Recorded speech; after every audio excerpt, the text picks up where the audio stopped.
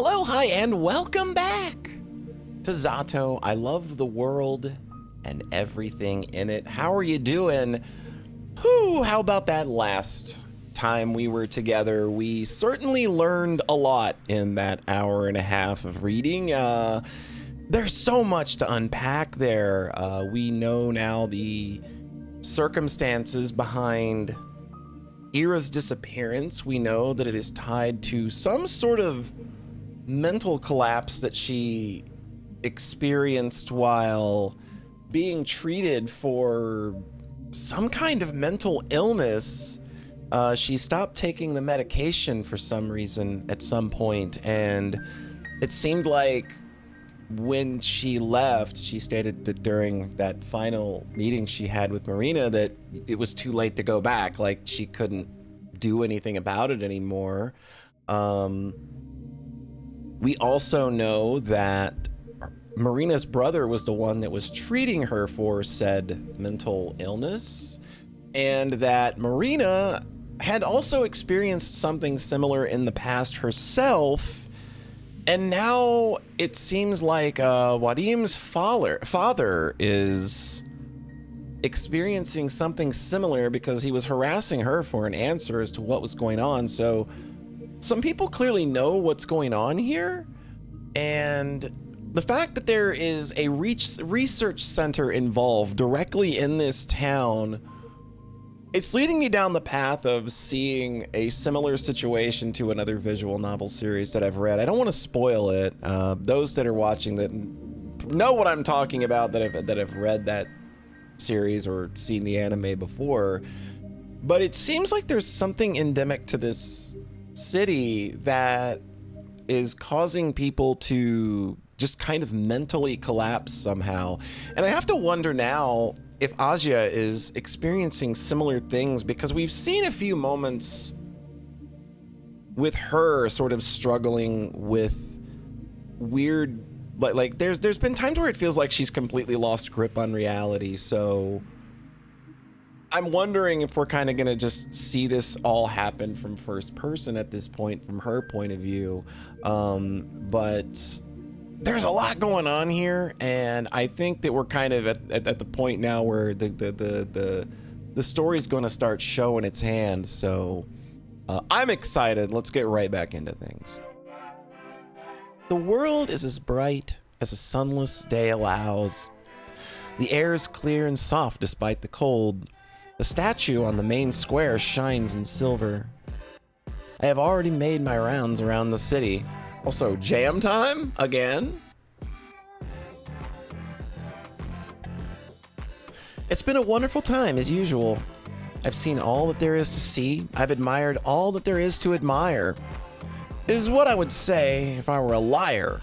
I travel south towards the single place I've been neglecting. It's easy to avoid since it's right on the edge of the long residential street. The car repair shop. There's nothing special about it at all aside from the fact that the owner's son is a classmate of mine. So what's my problem with it? I suppose you could call it pettiness. Ever since that one incident, I've been avoiding the spot like the plague. But it was never the shop's fault. It was poor luck. That and my own overreaction. Okay. Well, we know just from the character that we are dealing with that there's something traumatic likely happened to her here, and she's going to find a way to minimize it.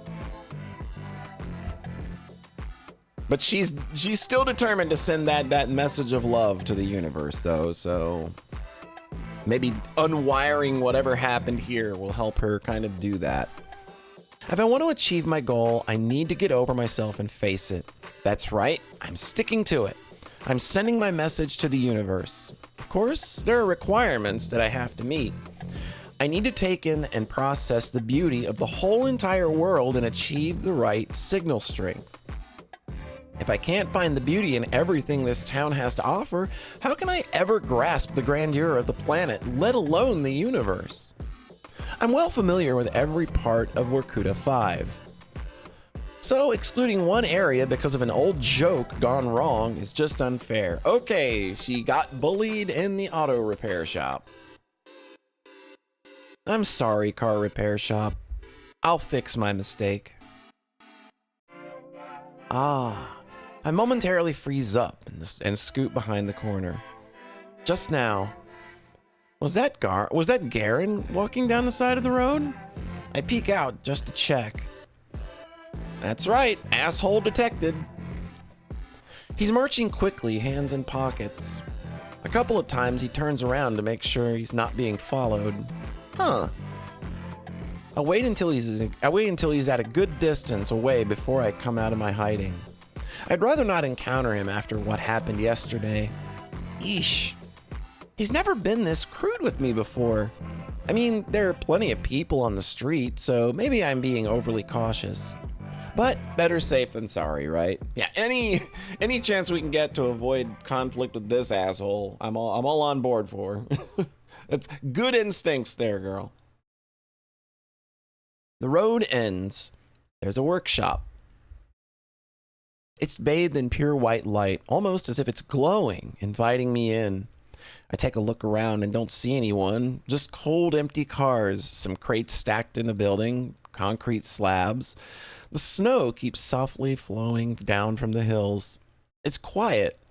I take a peek through one of the windows, but the only thing I see is my reflection. They fixed it then. Broken window.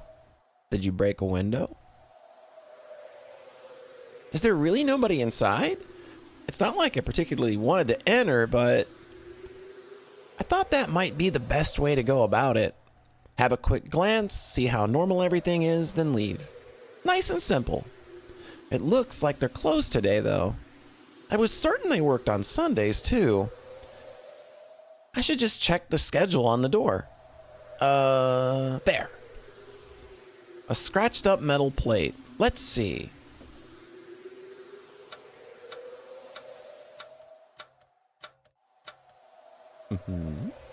No, wait. Why is it Saturday and Saturday? Is that a typo?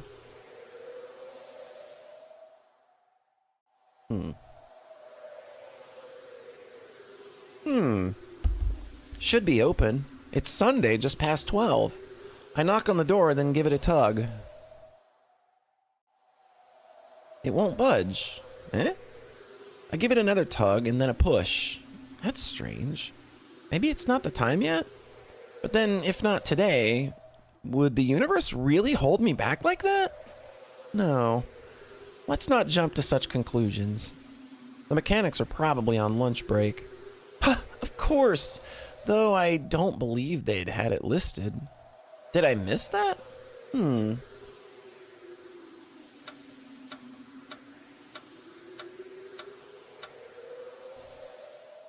Okay, that's definitely not a typo. They're doing it intentionally, but why is it 2 Saturdays?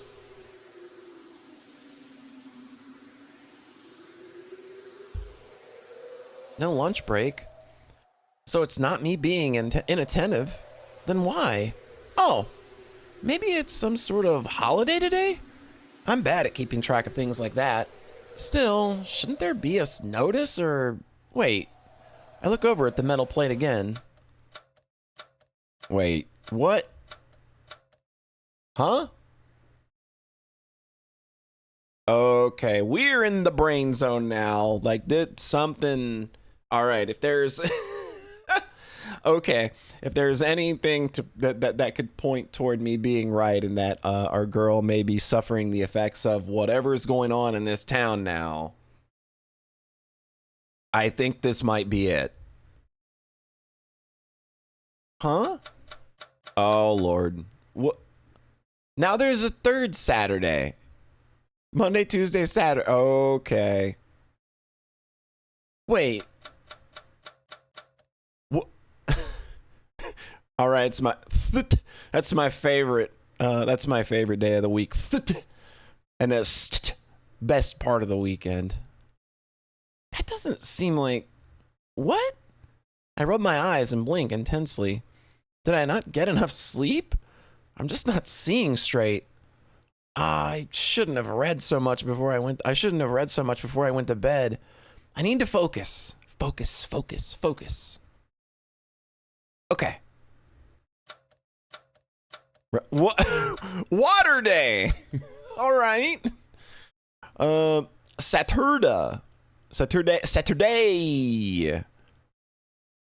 Yeah, like it seems like the font's changing and everything now. Huh? Oh, geez. Okay. I don't. Oh, right. It's the Eternal Weekend. Closed in deaf. Oh, okay. All right.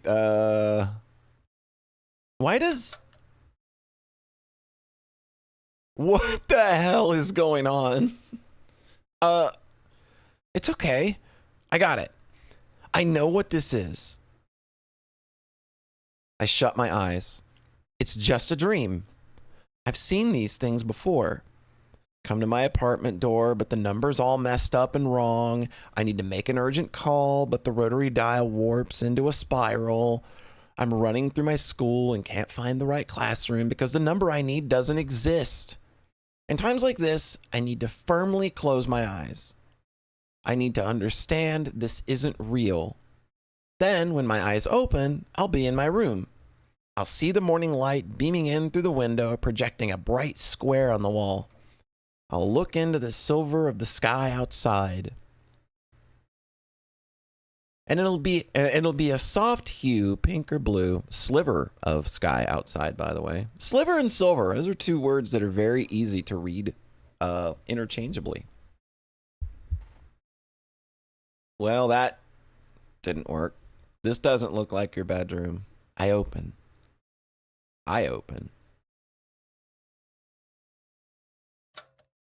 Okay.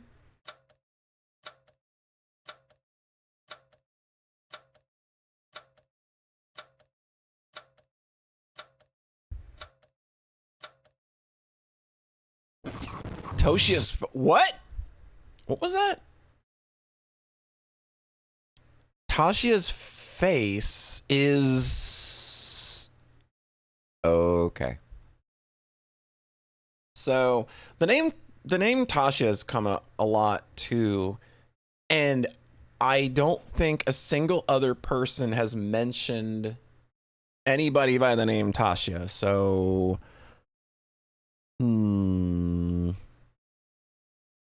tucking that I'm putting a pin in that because it's something that I've been thinking for a while, that like she keeps talking about Tasha, but nobody's mentioned Tasha. I see. That's what it is. Oh geez. Oh no. Okay. What? I stumbled back. What? Oh god. Okay. I'm not meant to read this. Garen. Okay, Garen's doing something. All right. I'm not controlling this. It's a prank. What is...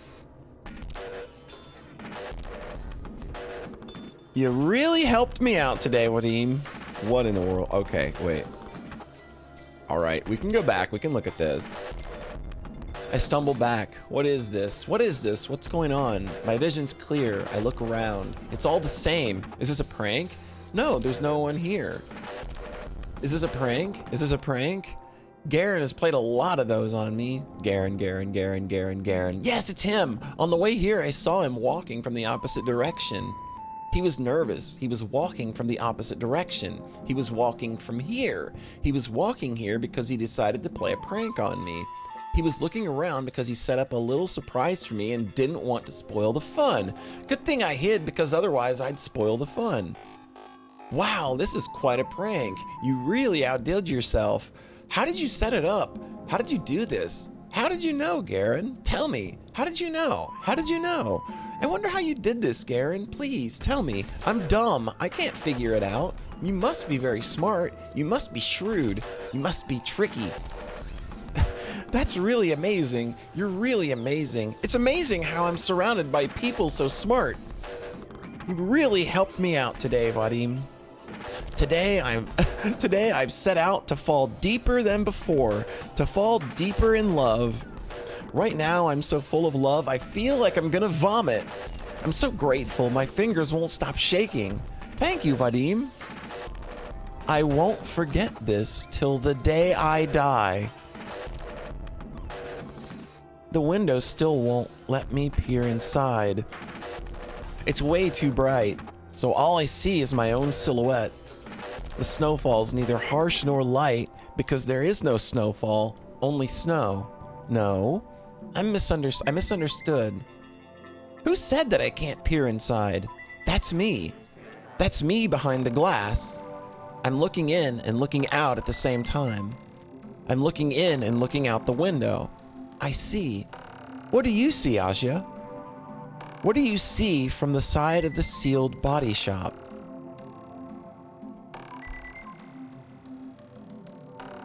The same thing you see from the outside, Asya. The same blue sky, the same infinity, the same unfashionable coat.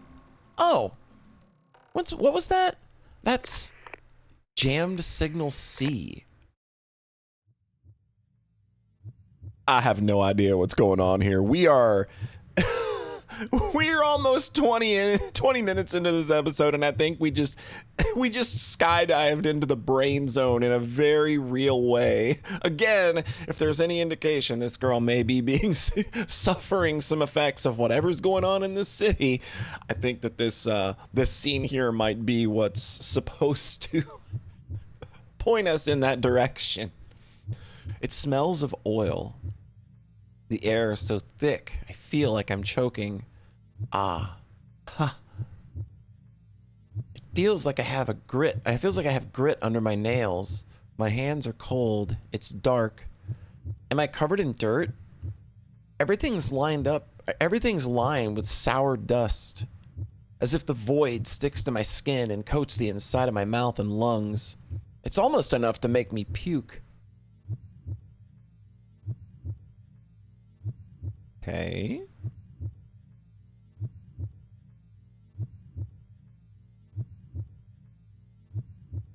Yeah, I don't really know how I'm supposed to read this out loud. There's a lot going on here. This is like brain fog city.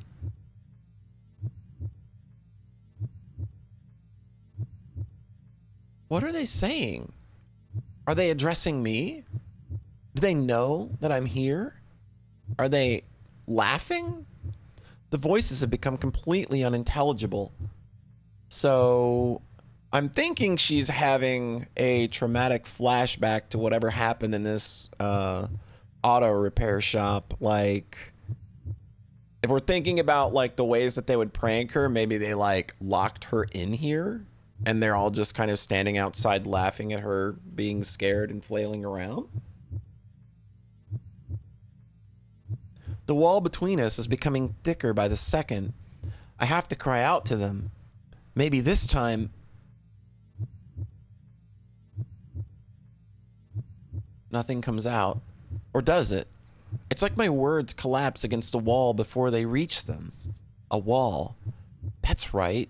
It's a dark metal wall. A closed door. A lock firmly shut. I've been banging against it, yelling... all to no avail. My body is too soft. My words are too weak. My outline is too blurry. Of course I can't break through. I'm no more than a shadow. A dirty, dusty, grimy shadow that reeks of petroleum and sweat. Why is a shadow afraid of the dark? A raindrop shouldn't fear the ocean. A fragment shouldn't fear the whole. Perhaps it didn't know it was a shadow. It lived too long thinking it was something so much more solid. It believed the notion of agency existed in this world. What a naive little shadow that was. The time has come for it to face the truth. The blurry shadow slumps down, head against the wall. The voices are all a muffled mess, but there's no need for it to pay any mind. Soon the shadow won't have the ears to hear them with. Soon the shadow won't have to concern itself with anything. The smell of oil is sharp, but soon there won't be anything to smell of it. The floor is cold, but soon there won't be anything to touch it. The pain is piercing, but soon there won't be anything to feel it. It's a good deal, isn't it? The shadow doesn't resist anymore. The void opens its maw. Get out. So... Huh? What? My head tilts upward. A clear voice. So clear, it's like the words were spoken right into my ear. Who? I spin around.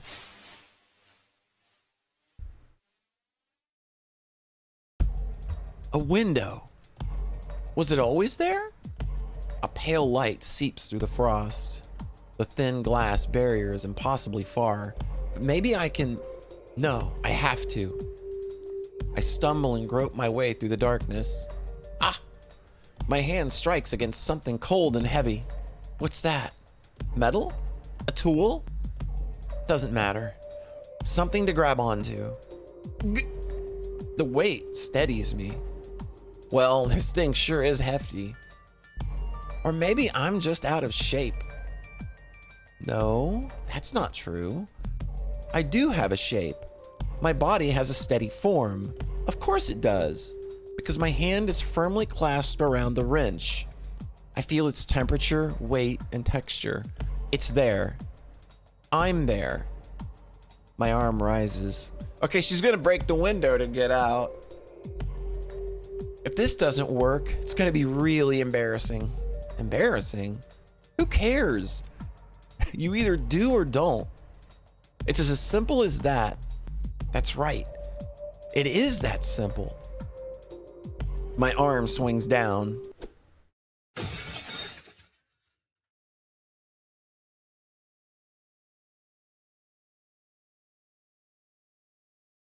What? Me? You? Who are you?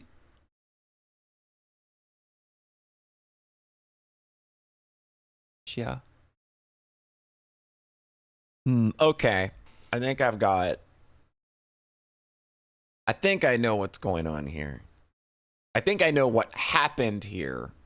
I think I mean, obviously we've kind of been looking at, you know, Asya, and then there's somebody that she keeps referring to as Tasha. So, and they're both of their names end in SYA. So I think that's sort of there to make this vague on purpose. But I'm not sure who me refers to unless me is Asya referring to Tasha. I have ideas here, though, but I don't want to sit here and go too much more into it. Jammed signal C end. Okay, so jammed signal, I guess, is sort of her flashing back to a memory. What is it jammed? Like, why is it called a jammed signal, though? Oh, okay. We're just... Oh, hey. Man, the constant dark is making me depressed already. I hate this time of year. Is it that bad? It's not like there's no light at all. You call that light? It's dingy mist all afternoon. I feel like I got shoved into a smokestack. Can you go crazy from vitamin D deficiency? I mean, I get really depressed from a vitamin D deficiency. Do people die from that? I don't think so. And personally, I find it rather nice. Everything looks so gentle. Blah, it just makes me all moody. The guys made fun of me for that. Can you imagine? Ain't it normal to feel down when you're not getting any sun? I've heard it's pretty common, yeah. You wilt like a sad little flower. Exactly! You're so right. I am a gentle rose freezing to death. I waste away. No photosynthesis, no water, no nothing. There. You'll get your sunlight soon. Not until the end of winter, I won't. Anyway, I wonder how we haven't run into you yesterday. I thought we'd see you by the library or something. Oh, I just went to the outskirts. It's really, serene out there. Serene, you say? Yes. It's like it's a little dim right now, but it's very beautiful too. Oh, I never thought of going there this time of year. A bit too cold for walks, you know? Yeah, I understand. But hey, maybe I'm missing something. Like the season's charm and all. Huh? Hey, maybe I'll tag along sometime. I could use a change of scenery. That would be great. Please do whenever. Yay! Then count me in. You know, our recent hangouts have been kind of sucky. Not with you, with my friends. It's an interesting way of wording that. Not with you, with my friends. It's almost like she doesn't see us as a friend. Am I now starting to think too much like Asya? Or is that on purpose? Some of them have these stupid curfews now. Half of us had to be home by 7. 7! Can you believe that? Oh, wow. Why now?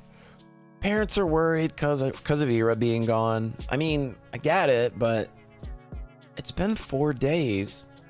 Yeah. No news on your end, I figure? Nothing. Marina's face darkens. She sighs. The adults organized a search party this weekend. Maybe you've heard? No. My dad was home. Mom, too. I see. Well, my brother went. And? She shakes her head. As expected. If the search party had found anything, it would already be the talk of the town. It's comforting in a way. If they had found Ira's body after so long. No, I'd rather not think about that. You know what I've been thinking? That she left the city? No. She has to be at someone's place. Of course, this possibility has also crossed my mind, but all the arguments in its favor sounded either too morbid or too far-fetched.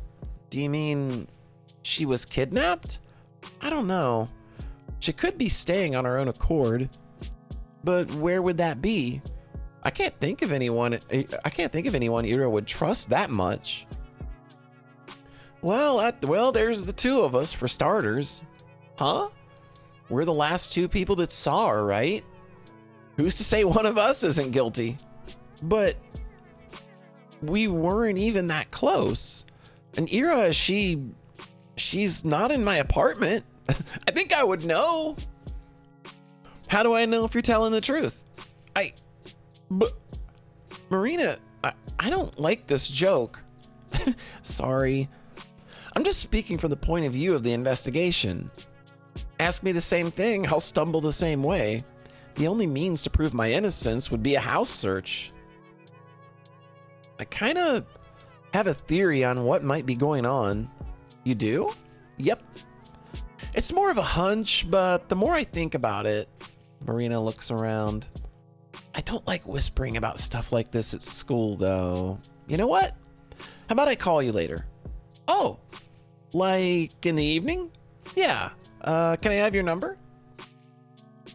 Yes, of course. I pulled out a scrap of paper and scratched the digits onto it with a dull pencil. Thanks.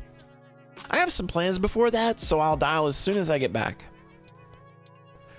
Won't be too late with everyone getting dragged home by at baby hours. Does 8 sound good? Sure. It's gonna be... I'm gonna be at the library anyway. Have fun out there. I'll be sure... I'll sure as hell try. You have... an enriching experience. I will, thanks. Marina runs off. Man. Now I have to wait until evening to find out. I wanted to wind down a little after school, but now I'll be all restless. Well, maybe not. I haven't visited the library in a long while. Maybe that's why I've been so stressed in the past months. It's always nice and quiet there. I'm sure it'll help me relax. I make my way back to class. Hey, Shubina. Hey. Did we, have no homework? Your notebook's empty. Oh, no, we did. I'm pretty sure. Well, where is it? Nowhere. I didn't do it. A surprised hum rolls through the whole group. That's okay. I'm also a little shocked. Oh, is someone getting rebellious? No, it just slipped my mind. Ah, classic. Right. Taking some time off for yourself is great and all, but you gotta come up with a better excuse. I'm serious, though. Really? Yes? Well, you know, that's good. It would be pretty selfish of you to start ditching homework altogether, huh? We all rely on you, you know? Yeah, you're the best. You're so smart. What would we do without you? Hear that? The people need you, Shubina. Okay. We'll forgive you this time, but don't get used to it. Anyways, Lakin. What? Pass the notes. The Russian ones? No, fucking Japanese. You're supposed to be smart, aren't you? Okay, there. I really did forget. After yesterday's prank, my head was all over the place. Really, school was the last thing on my mind. Although that does remind me, I turned towards the boys who were preoccupied with copying Lakin's homework. Vadim? He clicks his tongue. You see I'm busy? Yes, but shut up. He briefly glances at me. If you want something, ask me later. Okay. The bell rings right as Garen finishes his notes, so I don't get the chance to ask him, not until the lesson ends. At least the teacher doesn't check my homework. She's used to me always having it prepared. I feel like I've just abused someone's trust a little. After the lesson is done, I catch up to Garen in the hallway. What? I wanted to ask you about yesterday. Yesterday? His face twitches. He looks back at his friends. The hell are you talking about? I saw you on the street, so... What's this about? It's whatever. You go on ahead, guys. Alright. See ya. Garen turns towards me before I can understand what's going on. I feel my side hitting the wall. Ow! What the fuck, dude? What the fuck did you see? He dragged me. No, more like threw me behind the nearest corner. What the fuck did you see, Shubina? What do you want? I saw you walking from there, so I know. I know you did that. The prank. What? The prank at the car repair. I just wanted to know how you managed to do that. And also how you knew. What prank? What are you on about? I know you did that. Don't pretend. I saw you walking, just looking guilty. It's okay. I think it's a pretty funny prank. I mean, I'd rather you didn't prank me like that anymore, but I've never seen anything like it. How did you do that? It's like a magic trick. Magic? The hell? Shubina, are you high? The hell do you think I did? Change the schedule. The one on the door of the car repair shop. I saw it. Why would I do that? Come on, Vadim. I know it's just one of your jokes. If you don't want me to, I won't tell anyone. It's just that it's pretty obvious. I just want to understand how you understand how you knew about that. Garen takes a step back, looking me up and down. Did you have a weird dream or something? No, why can't you just answer me? He sighs and runs a hand through his hair. I know you don't get out much, but stores change their working hours all the time. It's freaking normal. No, not like that. It's not about the hours. I want to know, how did you know that I'd be going there? How did you know about Tasha? He stares at me as if he's confused, as if he doesn't get it. But I know he does. He's just pretending not to for some reason. Garen's afraid he'll get in trouble for messing up that metal plate. Duh, of course. That has to be it. He really didn't think this one through, did he? Okay, I don't know what happened, but you're talking nonsense. He turns away. Thanks for wasting my time, I guess. He's leaving. He's going back to the hallway. No, he can't go. Wait. I grab onto his sleeve. He shakes me off. Damn it, get off me. I said I have no clue what you're talking about. But Tosha's... I don't know any fucking Tasha's. I keep saying that different every time. Man, fucking Russian. Russian's fucking me up real hard this time around.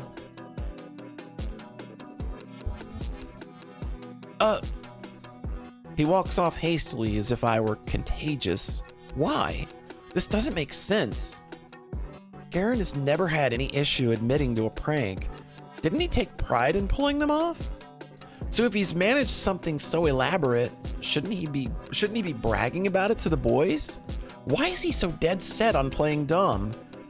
It sure seemed like he had something in mind when I mentioned seeing him from across the street. So it's not like I made anything up. Even if he's scared of being charged for defacing the timetable, he's going a bit overboard with this whole oblivious act, isn't he? Okay. So Garen is guilty because he was out doing something yesterday, and I'm guessing it likely had something to do with maybe meeting up with Marina to get an idea of what's going on with his dad. But he thinks that that's what she's clued in on, and that's why he's having the reaction that he's having to it. Yeah, they're both just completely wires crossed here. The lines of communication, like, yeah, talk about a broken signal. Ain't nobody getting through this shit. No. Maybe I'm looking at this from the wrong angle. Oh boy. All right. Gaslight, gatekeep, girl boss yourself. I'm being too cynical. I'm expecting too little of this kind, beautiful world. Garen might not be thinking about himself at all. I didn't even consider this possibility. But what if he's feeling isn't fear? What if it's regret? It's never happened before. He's never been one to show remorse. Why should he? It's all harmless games. But maybe he realized that yesterday was a little too much. So when he saw how scared I got, he chose not to tell anyone. He thought it would be better to act like it never happened, just like those boys did. Of course, he'd never apologize. There's nothing to apologize for. But not gloating about it. For Garen, it's as good as saying sorry. Garen, it must have taken so much from you. Is that why you look nervous? You were already doubting yourself, regretting your actions as you fled the crime scene. I'm sorry. I didn't understand what you were feeling right away. I didn't get why you denied it all so fervently. But it's okay. I see it now. I didn't hear their conversation with Marina. That's a false statement. But if I pretend it's true, if I don't do anything with that information, if I don't change the way I see either of them, then it becomes reality. It cannot be objectively disproven. Nothing happened at the car repair shop. If both me and Garen believe that, if both of us act like that is the truth, it will become just that. That's incredible. I never would have thought he'd do something like that. I didn't know he understood such things.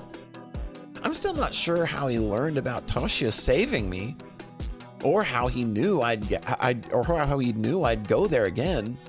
I'm sure he's heard about the incident, but I suppose stuff like this is not important anymore. You've offered me the option to undo what happened yesterday. It's very special coming from someone like you, and I appreciate the sentiment. I won't refuse. Thank you for that, Wadim. Thank you so much. Holy crap, dude.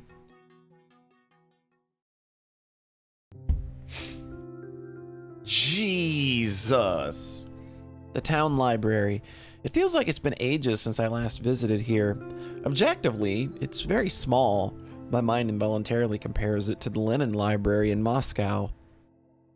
I was so blown away by the sheer size during our 6th grade field trip. In contrast, this tiny reading hall borders on being claustrophobic. Its walls are the same shade of green as the school, cafeteria, or the corridor or the children's clinic, and yet, I actually feel right at home. The book selection isn't huge, but I've read through pretty much everything I was interested in multiple times, but it's a quality over quantity kind of thing. We have some wonderful editions of the classics. I've heard most small town libraries get low quality prints, so I suppose that's where our closed town privilege comes in. I wonder if the same applies to cinema. I'm too shy to watch movies all alone, so I don't know a lot about the local lineup. I should ask Marina about that. Asyanka, long time no see. Where have you been, sweetheart? Hello, Lilia Ivanova. I'm sorry I've been going out more. Ah, that's so lovely. Don't apologize. I always said a young girl like you shouldn't spend all of her days cramped up in here. But I like being cramped up in here. I missed it. Lilia Ivanovna. Lilia Ivanovna smiles. She's the librarian. It's not that we're particularly close, we just exchange some pleasantries whenever I come by. So I don't expect her to be happy to see me again. I suppose she doesn't get too many visitors. I feel a pang of guilt deep in my chest. Actually, do you have, Angelique by Anne Golan? Oh dear, I'm afraid we don't. But you know, my daughter used to love those books a lot. I'll ask if I can lend you a few volumes. Oh, you don't have to. Please, it's no trouble at all. You're a sweet girl. I'm sure she won't mind. Thank you so much. Of course. Oh, gee, now I feel even worse for not stopping by. Next time I'll bring Lilia Ivanovna a box of chocolates. I browse the shelves. It's a bit of a shame I can't see what Angelique's all about. But I'm not really in the mood for something like that, if I'm being honest. I want to read something familiar, something easy, something like 100 Years Ahead by Kir Bulyachev. Perfect. I sit at my usual spot. It's probably embarrassing to read children's books at my age, but I don't want anything heavy today. I don't want anything sad. I've read this one so many times before. If I were caught by Nazis and the only way to live was to recite a passage from this book, I'd probably survive. Why would the Nazis want that? Listen, it's a hypothetical situation. All right, there was this adaptation made last year. Everyone really liked it. I thought it was okay. I mean, it wasn't bad. I'm glad some people saw the story. But that's not how I imagined the stuff from the book at all. Ugh, and another annoying thing. Now I just keep imagining the movie version as I read. Crap. I need to keep the way I've always pictured it in mind. I need to really focus. My concentration increases with each flip of the page. I need to keep the futuristic tech in mind. I need to keep the future world in mind. I need to keep the present world in mind. I need to keep the aliens in mind. I need to keep the myelophone in mind. I need to keep everyone's face in mind.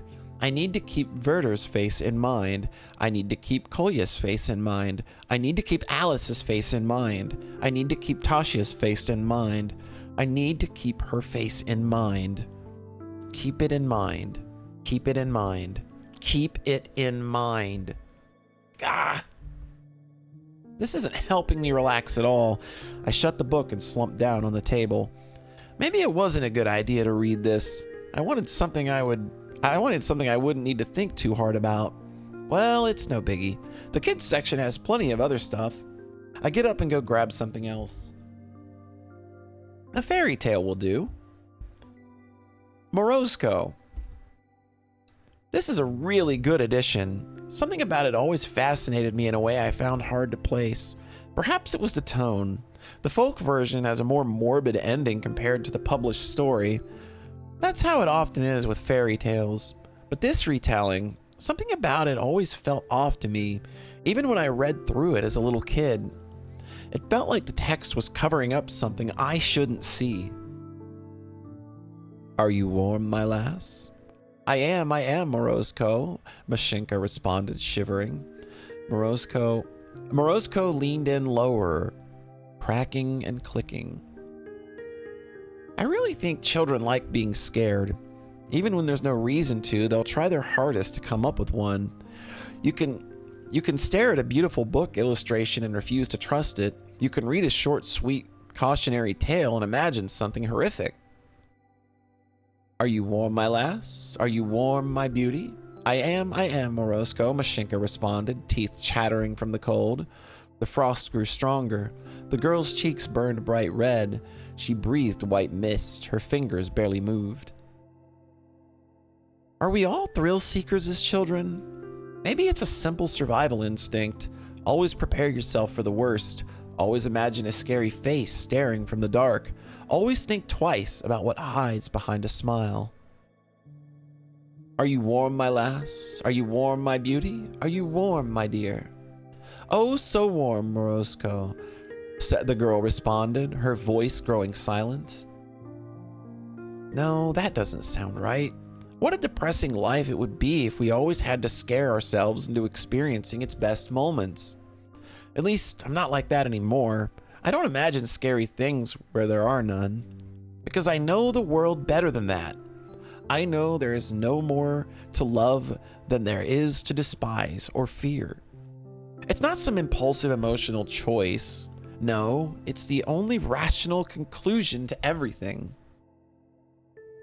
The Morozko took pity on the girl. He wrapped Mashinka in a heavy fur coat, covered her in a blanket of snow, and warmed her up. Right. I'm flipping through one stunning picture to another. This is far more enjoyable than the original. The folktale is predictable. It's so simple and crude. It's underwhelming.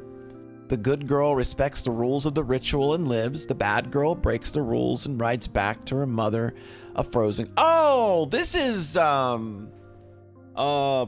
Frost, I think, because this is like where, a couple has, a stepdaughter that they don't want, so the father takes her to a cave and then leaves her, but then she meets Jack Frost and she's nice to him. I think it's Jack Frost. I think that's kind of like what the Western goes with. And she's nice to him, and then he protects her, and then he sends her back home with like a bunch of jewelry and gold and stuff. And then they send the other kid out, like the actual daughter that they like, and they do the same thing, but she's rude, so he sends her back dead.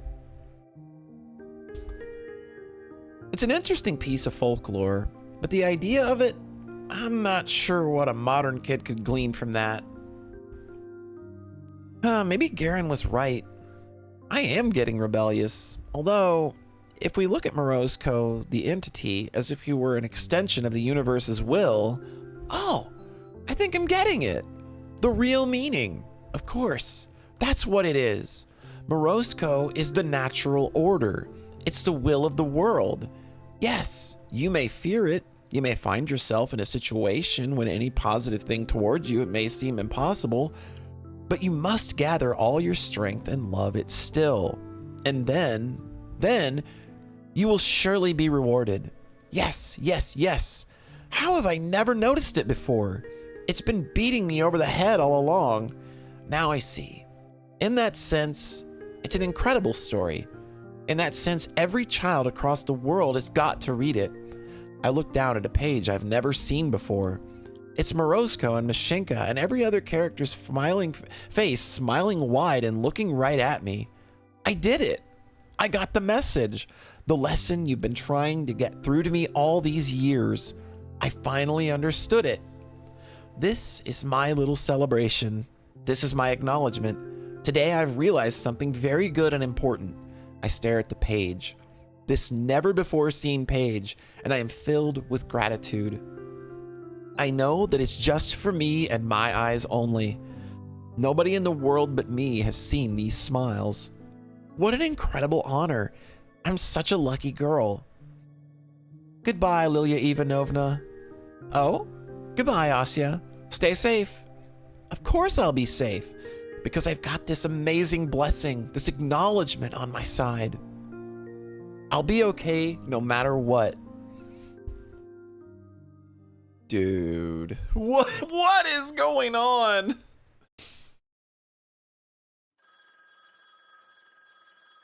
Ring, ring, ring, ring, ring, ring, ring, ring, Russian phone. Ring, ring, ring, ring, ring, ring, ring, ring. Rotary phone. Hello? Evening.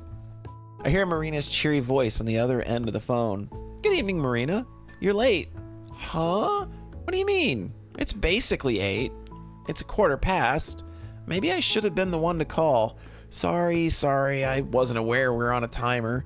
Being a little late is fashionable, you know. I'm not very fashionable. Well, you can always change that. And be late, for starters. You can also make your hair all wild. Ever seen Nastya? Ever seen Nastya from my class? She has these crazy perm. I don't know how to do that. Also, I think my dad would kill me. You go to the salon for it. I kind of want to get one. Lev says I'd look stupid, but what does he know? That guy dresses like a total schlub. Isn't she worried he could hear her? Oh, right. How was your library trip? Well, it was a library trip. It was good. Come on, at least try to make it sound interesting. Well, I'm kidding. You don't have to.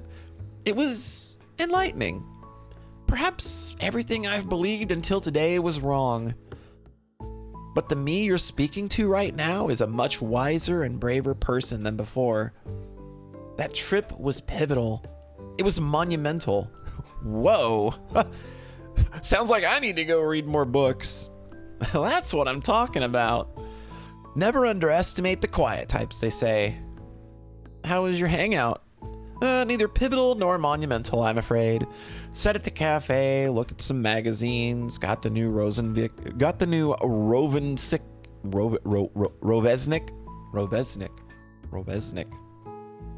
You read that one? Oh, no, I read, The Young Naturalist and Coaster. That does sound like you. What's that supposed to mean? Sorry. Didn't mean it in a bad way. But I mean, aren't you curious about something more, grown up? I read grown-up stuff all the time. Oh yeah? Like what? Books? Dad's newspapers? Mom's magazines? Oh, so mature. But, well, the mature stuff, what mature stuff do you read, Marina? The good stuff. Rovesnik, Work Shift, Robotnica, Fashion of the Socialist Republics. How's that last one mature? You know what, Asya? I gotta lend you some of those. You'll love them. I don't know. I'm not really into. No, I'm serious. You're gonna love Work Shift. They had this crazy story about a drug dealer last month. You have to check it out. There was one about a foreign prostitute or something a couple of issues ago, too. I'll go look for it. Those do sound really interesting. All right. I'm not sure my dad will like me reading that, though. That's so. Well, then we can read together. Really? Yeah. I'll bring some this week. Okay. To be quite honest, I've been curious about those publications for a while. Last year, I even bought myself an issue of Rovesnik. I read it all in one sitting, but then Dad found it and, well, it wasn't worth it. I guess I could just buy the issues and read through them right away. Then, I could throw them away, but that sounds really wasteful. Oh, maybe I could donate them to the library. That's not a bad idea. That's not a bad idea at all. Although if Marina will share magazines with me, I might as well save my allowance. Right, so let's get back on topic. The reason I called you. There's a long pause on the other end of the phone, almost as if Marina was bracing herself. Remember our talk about Ira's condition? Of course. Well, here's the thing. I told you how Ira can get into these states when she isn't quite there. Usually, she could just snap out of those. It took some time, maybe a couple of minutes, maybe even hours, but she got over it. And as time went on, it grew much more difficult.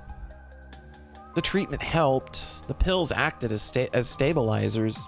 So it was like It was like the pits in her mind became more shallow.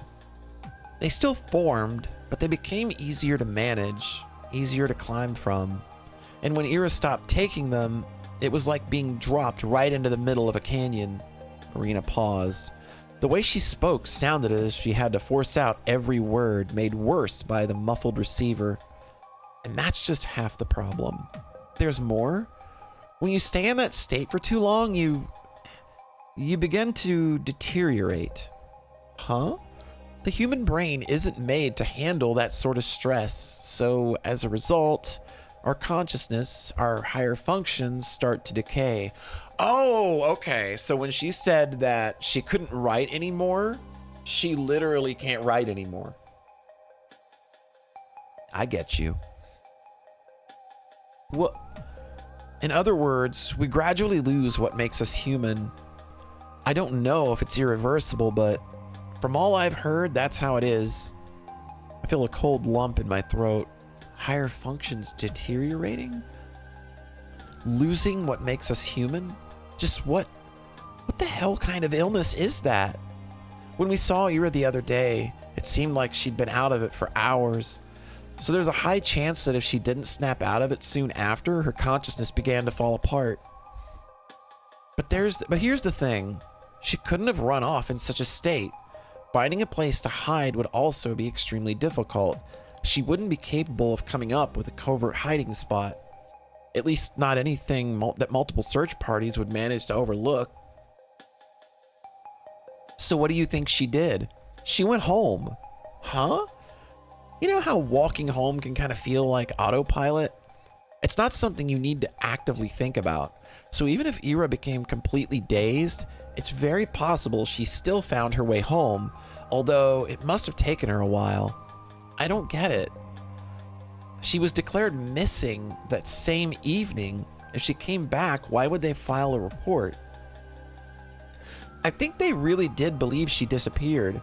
I told you, it could have taken her a very, very long time. Hours even. Ira's mind was in tangles. She likely had no clue how long it took. So what you're saying is Ira's parents filed a missing report when she didn't come home as usual. That was probably late at night. Yeah, the report was filed somewhere after 2300. Then after they already called the police, Ira returned. Yep. So why wouldn't they call off the report? She sighs. Well, that's the nasty part. Huh? Let's say Ira showed up a couple hours later, at 1, maybe 2, something like that. Consider the state that she would be in by that point. Consider how Ira kept her condition secret, how she avoided both her home and public places. For all we know, it was her parents' first time seeing her like that. And if it was in that extreme a state, head hanging low, blabbering nonsense, legs unstable, they're gonna think she's just high. They're gonna think she's just baked out of her fucking mind. Well, at first they probably thought she was drunk or high. They screamed at her. They demanded to know what she was doing, where, with whom. But then they'd stop. They'd realize something was wrong. Maybe they'd feel it in their gut. Something about the way she slumped against a chair, or the way she kept muttering nonsense, or the way that her eyes seemed both glazed over and alert at the same time. It had to be unsettling. No, more like freaking scary. So they might have panicked. Panicked? Well, maybe that's the wrong word. They tried to be rational, a panicked kind of rational. Do you remember our talk at the cafe? Yes. Their family has a reputation to uphold, whatever remains of it, at least. Their daughter's already a problem child, the difficult, the unstable one out of the bunch. What do you think people would say of Ira coming home looking like she shot up God knows what substance? Or better yet, returning way past midnight, mumbling like a lunatic. You're not saying that. I'm saying that it would be inconvenient. It would exacerbate every problem the family already had. So in their minds, the best short-term solution would be to wait it out. Wait for Ira to come down from whatever drug she was on. They would announce that she returned only after she was presentable. But if she never came down, they probably thought she'd be okay by morning. But if not, well, then wouldn't they take Ira to the hospital? I doubt they would. They wouldn't want the public to see her in such a state. And Ira's mother is a nurse. She'd probably try to handle it by herself. But wouldn't they say that she was sick or something? Why keep the report? She still came home under suspicious circumstances. Perhaps they thought it would be better to come up with something first. They thought they'd let her recover and then declare she's back. But before they knew it, a couple days had already passed. Calling off a report like that so quick would also be pretty embarrassing, you know? This all sounds a little far-fetched, but also I can't deny the possibility.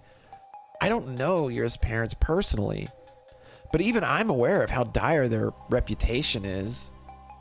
Would they really go this far to protect it? Are people really capable of things like that? Crap. Crap indeed.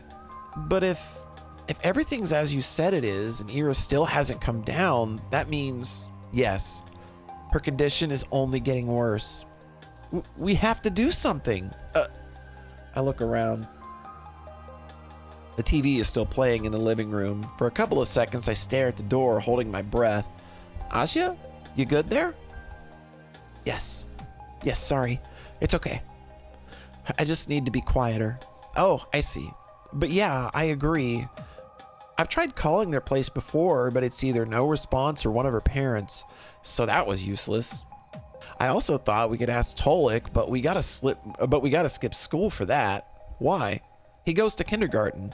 The only time that we could talk to him alone would be when the kids are let out to play, but that would overlap with our lessons. I can't really skip.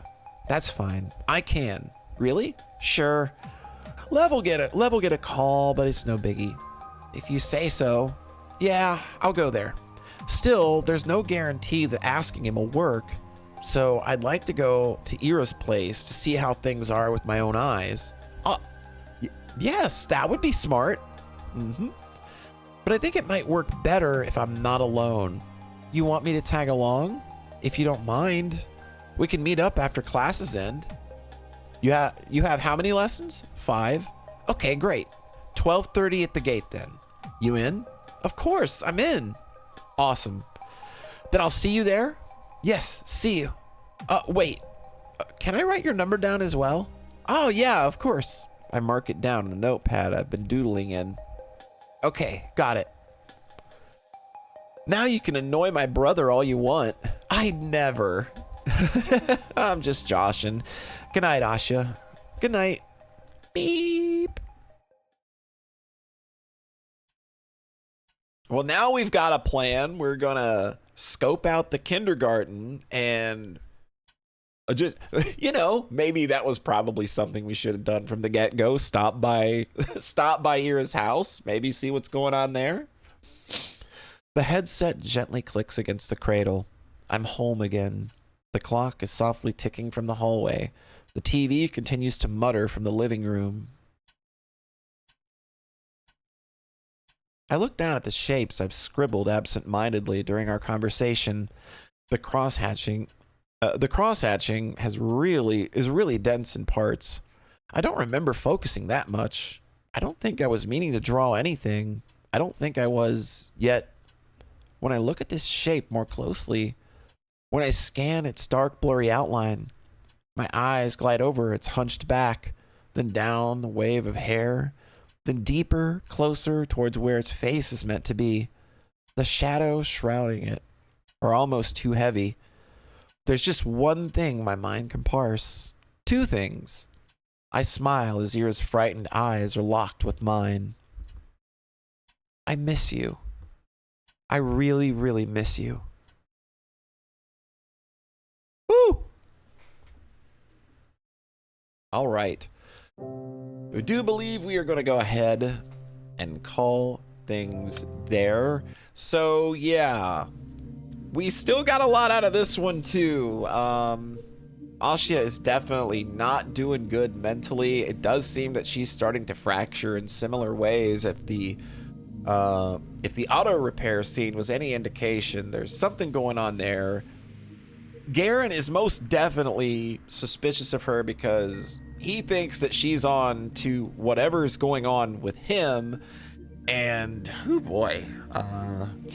And now we're going to just kind of do the best we can to attack the problem directly at its source. So, yeah, like I said, I don't think this has any indications of slowing down from this point, but that is going to do it for now. Thank you as always for stopping by. Always appreciate you spending a little bit of your time here with me anytime I do one of these. So I hope you have a nice rest of your whatever, wherever you are, and we will catch you next time.